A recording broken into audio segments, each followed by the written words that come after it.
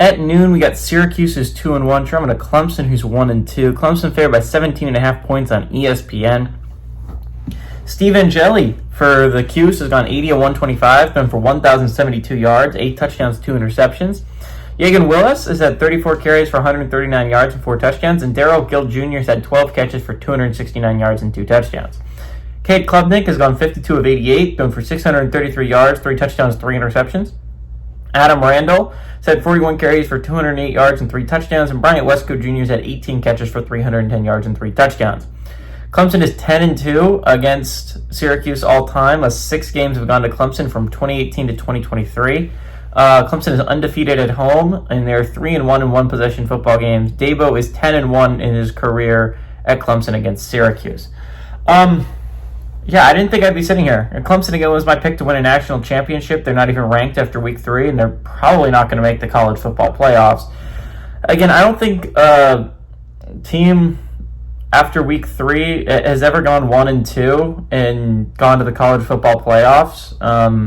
The only 2 lost teams that made it last year, that made it at large, were Tennessee and Ohio State, and they took their second loss way deeper in the season. Same with Georgia, and same with Clemson. To add on to it, that there's no team has ever been 1-2, had 2 losses this early on in the season, and made the college football playoffs. So if Clemson wants to do that, they have to be the first one to ever do it.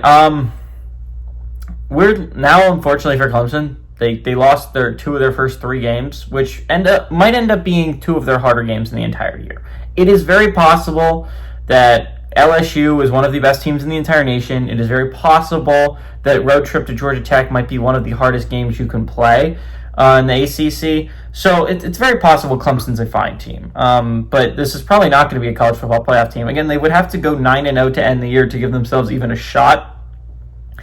That's on the bright side for your Clemson.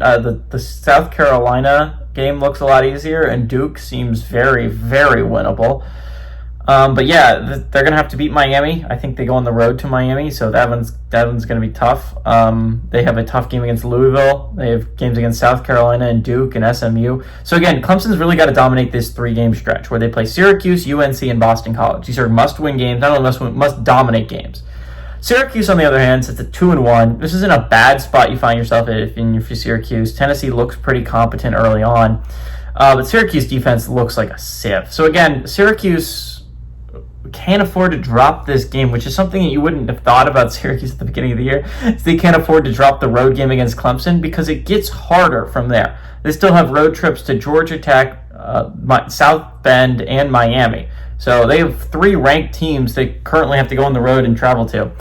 All that being said, Syracuse defense is not very good, and I still think Clemson is a good team, just not a college football playoff team. I don't know if Syracuse is that good. Their 2 wins have come against UConn, who just lost to Delaware and sits at 1-2. In overtime, by the way, it took Cuse overtime to get that done, and an FCS squad. I still don't believe in the Cuse that much. I think their offense is pretty competent, but I think Clemson's defense is good enough to hold them in check. I think Clemson, it's a big bounce-back game for the Tigers, and they stave off elimination for at least another week. Give me the Tigers to win and the Tigers to cover that 17.5-point spread at home.